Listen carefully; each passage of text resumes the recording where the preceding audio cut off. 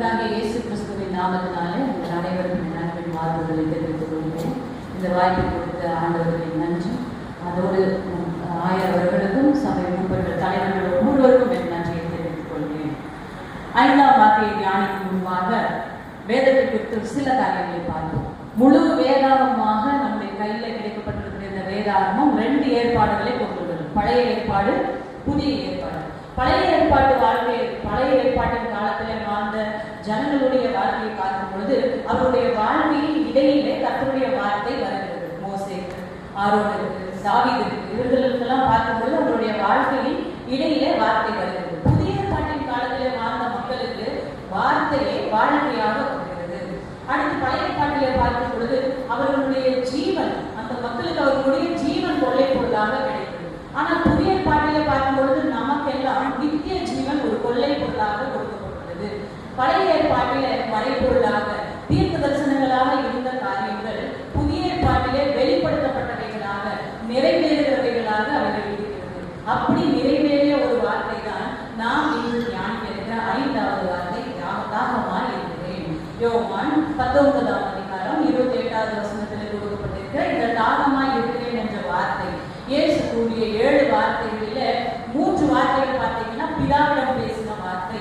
அடுத்து 2 வார்த்தை 3 தனிப்பட்ட மனிதர்களிடம், ஒன்று தாய் மரியாள், யோவான், அடுத்து அந்த 3 பேரிடம் பேசப்பட்ட 2 வார்த்தைகள். 2 வார்த்தைகள் பொதுவான வார்த்தை. அதிலே ஒரு வார்த்தை தான் இந்த தாகமாய் இருக்கிறேன், பொதுவாக சொல்லப்பட்ட ஒரு வார்த்தை. இந்த 3 வார்த்தையில இந்த 5வது வார்த்தை குறித்து நாம் 3 தலைப்புகளாக தியானிப்போம். முதலாவது தலைப்பு தேவை நிறைந்த ஒரு வார்த்தை. இந்த 5வது வார்த்தையானது தேவை நிறைந்த ஒரு வார்த்தை. ஒரு தேவையாக அவர் கேட்கிறார். மத்திய 25:35 நாம் வாசிக்கும் பொழுது, நான் பசியா இருந்தேன், நான் தாகமா இருந்தேன், என் தாகத்தை தீர்த்தீர்கள், வஸ்திரம் இல்லாமல் இருந்தேன், என் வஸ்திரத்தை எனக்கு கொடுத்தீர்கள் என்று சொல்லி நான் இருந்தேன் என்று சொல்லி சொல்லுகிறதாய் பார்க்கிறோம். அப்படியானால் அந்த இருந்தேன் என்று சொன்ன அந்த நபர் கேட்கவில்லை, எனக்கு இது வேண்டும் என்று சொல்லி அவர் கேட்கவே இல்லை. ஆனாலும் நீங்க தானே ஆண்டவரால் ஆசீர்வதிக்கப்பட்டவர்கள் என்று தேவன் இயேசு அந்த இடத்துல சொல்லுகிறவராக இருக்கிறார். அப்போ கேட்கப்படாமலேயே ஒரு உதவி செய்யப்பட வேண்டும் என்று சொல்லி இயேசு விரும்புகிறார். ஆனால் இன்றைக்கு 5ஆம் வார்த்தையிலே தாகமாய் இருக்கிறேன் என்று சொல்லி தன்னுடைய தேவையை நம்மிடம் கேட்கிறார். சமாரிய ஸ்திரீயின் இந்த காரியத்தை பார்க்கும் பொழுது, யோவான் 4ஆம் அதிகாரத்திலே பார்க்கும் பொழுது, என் தாகத்துக்கு தாய் என்று சொல்லி அவர் கேட்கிறார். அந்த சம்பவம் பார்த்தீர்களானால் 4வது அதிகாரம் 42 வசனங்களிலே அந்த சம்பவம் கொடுக்கப்பட்டுள்ளது. அந்த 42 வசனங்களிலுமே இயேசுவுக்கு தண்ணீர் கொடுக்கப்பட்டதாக எழுதப்படவில்லை. தாகத்துக்கு தாய் என்று கேட்டார். ஆனால் அங்கு அந்த சமாரிய ஸ்திரீயின் மூலமாக அந்த முழு சமாரிய ஊருக்குமே ஒரு பெரிய ரட்சிப்பை என்று கட்டளையிட்டார். அந்த மக்கள் தான் இயேசுவை உலக ரட்சகர் என்று சொல்லி சொன்னார்கள். அப்படியானால் தேவன் அந்த சமாரிய ஸ்திரீயிடம் போன்றவர்களின் தேவைக்காக அல்ல, அந்த தேவை எப்படிப்பட்டதானது? அவர்களுடைய எழுப்புதல். அந்த எழுப்புதலுக்காகத்தான் அங்கு போய் அவர்களிடம் தாகமாய் இருக்கிறேன் என்று சொல்லி அவர் கேட்கிறார். அது போல நம்மிடம் ஒருவேளை இந்த தாகமாய் இருக்கிறேன் என்று சொன்ன இந்த தேவனுடைய இந்த தேவை நிறைந்த வார்த்தை நம்மிடத்தில் வரும் பொழுது நம் பதில் என்ன பிரியமானவர்களே? அது நம்முடைய எழுப்புதல் தான். நம்முடைய எழுப்புதலுக்கான ஒரு தேவை தான் ஆண்டவர் கேட்கின்ற தேவை. 2வது தலைப்பை பார்ப்போம், நிறைவேற்றிய ஒரு வார்த்தை. A word of fulfillment. ஒரு காரியத்தை நிறைவேற்றுகிற ஒரு வார்த்தையாக இந்த வார்த்தையை பார்க்கிறோம். தாகமாய் இருக்கிறேன் என்ற இந்த வார்த்தை 19வது அதிகாரம் 28வது வசனத்திலே பார்க்கும் பொழுது வேத வாக்கியம் நிறைவேறத்தக்கதாக என்று சொல்லி ஒரு பதம் வருகிறது. இந்த வேத வாக்கியம் நிறைவேறத்தக்கதாக என்ற இந்த வார்த்தை யோவான் நற்செய்தி நூலிலே சுமார் 7 முறை பயன்படுத்தப்பட்டுள்ளது. அப்படியானால் இந்த வானத்தையும் பூமியையும் படைத்த தேவன், இவ்வளவு எல்லாவற்றையும் சர்வத்தை உண்டாக்கின தேவன், சர்வ சிருஷ்டிகர், அவர் பிலிப்பியர் 2:7 படியாக தம்மை தாமே வெறுத்து அடிமையின் ரூபம் எடுத்து மனுஷர் சாயலானார் என்று நாம் வாசிக்கிறோம். ஏசாயா 53:2 ஒரு வாக்கியம் வருகிறது, விரும்பத்தக்க ரூபம் அவருக்கு இல்லை.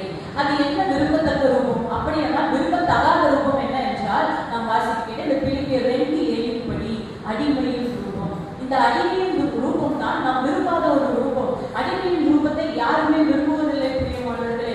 பார்ப்பதற்கு விரும்பவில்லை என்று சொல்லும் பொழுது அதை அனுபவித்தவராக தேவன் சிலுவையிலே தொங்கிக் கொண்டிருக்கிறார். அப்படியானால் அவருடைய வழி எப்படி இருந்திருக்கும்? அது எல்லாவற்றையும் அவர்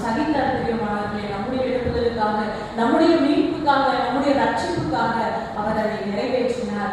ஏதேன் தோட்டத்திலே கொடுக்கப்பட்ட அந்த வாக்கை அவர் கடைசி வரைக்கும் நிறைவேற்றுகிறவராக இருக்கிறார். வேத வாக்கியம் நிறைவேறும்படி. எந்த வேத வாக்கியம் நிறைவேறுகிறது என்று சொன்னால் சங்கீதம் 69:21 மற்றும் 22:15 அதிகார வசனங்களின்படி இந்த காரியத்தை நிறைவேற்றுகிறார். தாகமாய் இருக்கிறேன் என்று சொன்ன இந்த வார்த்தை நிறைவேற்றுகிறார். சிலுவையின் மரண பரியந்தமும் இயேசு வசனத்தை நிறைவேற்றுகிறவராக இருக்கிறார். ஒருவேளை நம்முடைய வாழ்க்கையில அநேக முறை நம்முடைய வாழ்க்கையில அநேக வசனங்கள் நம்மோடு இடைப்பட்டு கொண்டே இருக்கும், நம்மோடு பேசிக்கொண்டே இருக்கும். மனுஷர்கள் பேசுகிற வார்த்தைகளை விட்டு வேதத்திலிருந்து அநேக வார்த்தைகள் நம்மோடு பேசும் பொழுது அதை நாம் எப்படி எடுத்துக்கொள்கிறோம் தெரியுமானவர்களே? அந்த வார்த்தை நம்முடைய வாழ்க்கையில நிறைவேறுகிறவர்களாக இருக்கிறதா? ஆனால் இயேசு இங்கே வார்த்தையை நிறைவேற்றுகிறார். நிறைவேற்றுகிற ஒரு வார்த்தையாக தான் சொன்னால் தாகமாயிருக்கிறேன். மூன்றாவது காரியமாக நிரப்பப்பட வேண்டிய வார்த்தை, word to be filled. எதுவும் நீங்க பாத்தீங்கன்னா அந்த உலகத்துல நிறைய காரியங்கள் இலவசம் இலவசம் என்று சொல்லி சொல்லுவார்கள். இலவசம் என்று சொல்வதற்கு பின்பாக ஒருவேளை அரசாங்கம் கொடுக்கிற இலவசமானாலும் யார் கொடுக்கிற இலவசமானாலும் அதற்கு பின்பாக ஒரு பெரிய விலை கொடுக்கப்பட்டது. என்னன்னா அந்த விலை நம்மிடத்துல அவங்க சொல்லாம மொத்தமாக அவங்க கொடுத்துட்டு என்ன சொல்லுவாங்க, நம்மிடத்துல இவைகள் எல்லாம் இலவசம் என்று சொல்லுவாங்க. இந்த உலகத்துல எதுவுமே இலவசம் இல்லை பிரியமானவர்களே. விசேஷமாக பாவம் எப்பொழுதுமே இலவசமாக வரவே வராது. எல்லாவற்றிற்கும் அது எந்த பாவமானாலும் சரி அதற்கு ஒரு விலையை கொடுத்தே ஆக வேண்டும். அப்படியானால் நாம் அடிக்கடி நம் கிறிஸ்தவர்களாக அடிக்கடி நாம் அனைவரும் சொல்வோம் என்ன தெரியல, நாம் கேட்டால் தேவன் வந்து செய்வார். ஒரு விசுவாசம் என்ன, நமக்கு உண்மையாய் தம்மை நோக்கி கூப்பிடுகிற யாவருக்கும் அவர் அருகில் இருக்கிறார் என்று சொல்லி, அவர் அருகில் இருக்கிறார் தான், நம்மை ஆசீர்வதிக்கிறார் தான், ஐஸ்வர்யத்தை சம்பாதிக்கிறவருக்குண்டான பலனை நமக்கு கொடுக்கிறார் தான். ஆனால் இதற்கு பின்பாக ஒரு பெரிய விலை செலுத்தப்பட்டிருக்கிறது பிரியமானவர்களே. தேவ ஆட்டுக்குட்டியாக நமக்காக பலியாயிருக்கிறார், நமக்காக அவர் மரித்திருக்கிறார். இன்றைக்கு பரலோகம் இலவசம், நித்திய ஜீவன் நமக்கு இலவசம், ரட்சிப்பு இலவசம். ஆனால் அது விலைக்கிரயம் கொடுக்காமல் நமக்கு பெற முடியாது பிரியமானவர்களே. 55:1 சொல்லியிருக்கிறது, தாகமாய் இருக்கிறவர்களே பணமுமின்றி விலையுமின்றி இலவசமாய் திராட்சரசமும் பாலும் கொள்ளுங்கள். அப்ப இலவசம் என்று சொல்லி நாம் நினைக்கிறோம், அதற்கு பின்பாக தேவனுடைய ஒரு ரத்தம் சிந்தப்பட்டிருக்கிறது. குற்ற நிவாரண பலியாக நமக்கென்ற ஒரு பலியாய் இருக்கிறார் என்பதை நாம் ஞாபகத்திலே வைத்துக் கொள்வோம் பிரியமானவர்களே. அப்படி விலை கிரயம் கொடுத்து வாங்கப்பட்ட நாம் இன்று அடிமையின் ரூபத்தை விரும்பாத நாம் இன்று எப்படி நம்முடைய வாழ்க்கையை நடத்தி கொண்டிருக்கிறோம்? நம்முடைய வாழ்க்கையை மறு பரிசீலனை செய்வதற்குண்டான காலங்களாக இப்படிப்பட்ட தருணங்களை நாம் ஏதோ ஒவ்வொரு வருடமும் புதிய வருடம் அனுசரிக்கிறோம், கிறிஸ்துமஸ் அனுசரிக்கிறோம், அதே போல புனித வெள்ளி ஈஸ்டர் என்று சொல்லி வருட வருடம் சொல்லியே முன்பாக பேசின ஆயிரம் கூறுவது போல இன்னொரு தருணம் வாழ்க்கையை கிடைக்கும் என்று சொல்லி யாருமே உறுதியாக சொல்ல முடியாது பிரியமானவர்களே. அப்படிப்பட்ட காலங்களில வாழ்ந்து கொண்டிருக்கும் பொழுது நம்மை மறு பரிசீலனை செய்யக்கூடிய இந்த காலங்களில தேவன் விரும்புகிற தேவனிடத்தில் நாம் நிரப்ப வேண்டிய இந்த காரியம், என்னுடைய வாழ்க்கையில நான் எதை நிரப்பிக் கொண்டிருக்கிறேன் என்பதை நாம் சிந்தித்து பார்ப்போம் பிரியமானவர்களே. பாவத்திலிருந்து விடுதலை பெற்றுக் கொண்டிருக்கிறோம், நாம் இன்னும் பாவத்திற்கு அடிமையா இருக்கிறோமா? நம்முடைய சரீரத்தினாலும் ஆவியினாலும் தேவனை மகிமைப்படுத்திக் கொண்டிருக்கிறோமா? 1 Corinthians 6:20 சொல்கிறது, நீங்கள் கிரயத்திற்கு கொல்லப்பட்டீர்கள் என்று சொல்லி. அப்போ கிரயத்திற்கு கொல்லப்பட்ட நாம் எப்படி இருக்கிறோம்?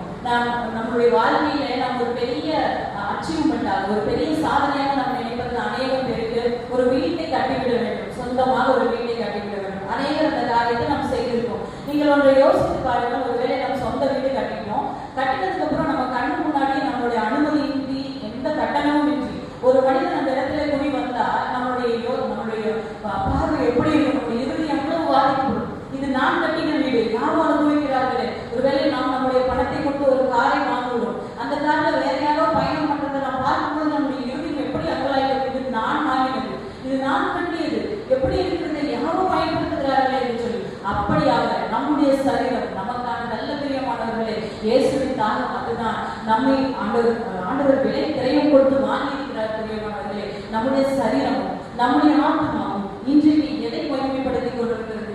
பாவத்திற்கு சென்று நாம் இன்றும் பாவத்திற்கு என்று பிழைத்திருக்கிறோமா? நம்முடைய கண்கள் எவைகளை பார்த்துக் கொண்டிருக்கிறது? நம்முடைய இருதயம் எவைகளை யோசித்துக் கொண்டிருக்கிறது?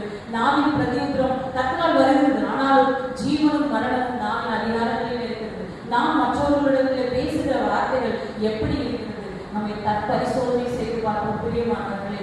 இந்த சரீரம் விலை கிடைத்தென்று வாங்கப்பட்ட இந்த சரீரம் தேவனுக்கென்று மகிமைப்படுத்த வேண்டிய இந்த சரீரத்திலே நம்ம எதை கொண்டிருக்கிறோம்? இயேசுவின் தாகம் இன்றைக்கு நம்முடைய எழுப்புதல் தான் தெரியும் அவர்களே. நம்முடைய சரீரம் நம்முடைய ஆத்மா ஆண்டவரை மகிமைப்படுத்த வேண்டும் என்பதுதான் அவருடைய தாகம். இன்றைக்கு நாம் அவருடைய தாகத்தை தனிக்கிறவர்களாக இருப்போமா?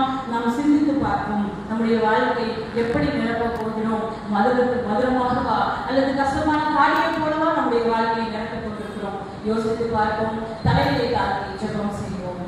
கிருபை நிறைந்த நல்ல ஆண்டவரே, தாகமாய் இருக்கிறேன் என்ற இந்த வார்த்தையை நம்ம தியானிக்கும் போதெல்லாம் ஒருவேளை உங்களுடைய சரீரம் ஆண்டவரை அடிகள் பட்டு ரத்தம் சிந்துனதுனால தண்ணீர் வெளியானதுனால அந்த தாகம் என்று சொல்லி நாங்கள் அநேக முறை நாங்கள் நினைத்து கொண்டு எங்களுடைய வாழ்க்கையை நாங்களே சமாதானப்படுத்திக் கொள்கிறோம். ஆண்டவரே, அப்படி அல்ல. நீ சமாரியா ஸ்திரீகளிடத்திலே சென்றது அவர்களை ரட்சிக்க, அது போல தாகமாய் இருக்கிறேன் என்று சொல்லி நீ கேட்டது எங்களுடைய எழுப்புதலுக்காக ஆண்டவரே. எங்களுடைய சரீரம் எங்களுடைய ஆவி உண்மை மகிமைப்படுத்த வேண்டும் என்பதற்காக தகப்பனே, உங்களுடைய சரீர ஆனந்த தாகத்தை தீர்க்கிறவர்களாக எங்களை மாற்றும். வானத்தை பூமியை உண்டாக்கின தேவன் ஒன்றை கேட்கும்படி எங்களிடத்தில் நீங்கள் எதையுமே உதவி கொள்வதில்லை தகப்பனே. ஆண்டவரே, நீங்க எங்களுக்காக வந்தீங்க, எங்களுக்காக ரத்தம் சிந்தினீரையா, எங்களை விலை கிரயமாக மீட்டுக் கொண்டிருக்கிறீங்க தகப்பனே. ஆண்டவரே, உங்களுடைய தாகத்தை தனிக்கிறவர்களாக எங்களை மாற்றுங்க. எங்களுடைய வாழ்க்கை நாங்கள் தற்பரிசோதனை செய்து உமக்குள்ளாக இன்னும் அதிகமாய் வாழ உதவி செய்யுங்க. எப்போதும் நீங்க எங்களோடு கூட இருங்க. எங்களுடைய சொற்களில செயல்பாடுகளில் நீங்க இருங்கப்பா. ஒவ்வொரு நாளும் உடைய தாகத்தை தீர்க்கிறவர்களா எங்களை மாற்றுங்க. இதோ வந்தோம் கேட்டோம் சென்றோம் என்று இல்லாத பொழுது உடைய வார்த்தையினால் உடைய மகிமையினால் கிருபை